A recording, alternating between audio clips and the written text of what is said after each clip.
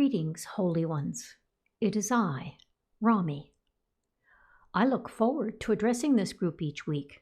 It's a genuine highlight for me to provide unity through relationship to a group who has lovingly responded to and allowed the impossible to finally happen.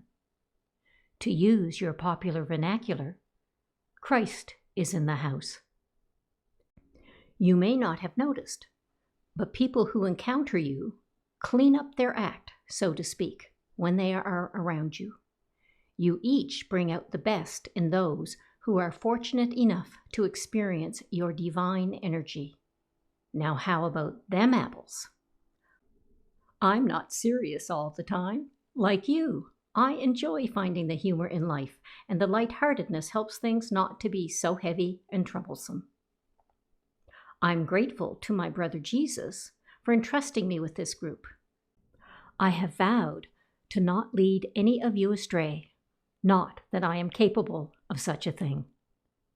The truth is that this is a who is leading whom type of situation.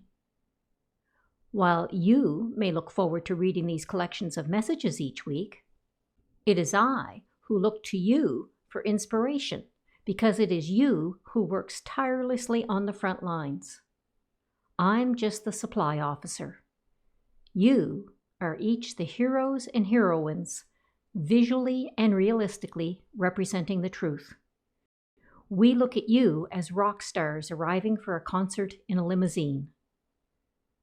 Being in relationship with the unknown means learning about our perspectives, and some of these may surprise you because we really aren't that different from you. We just don't have bodies, that's all. I thank you for being in my life. I thank you for serving as Christ in such a strange and beautiful place. Namaste. I bow to you, Rami.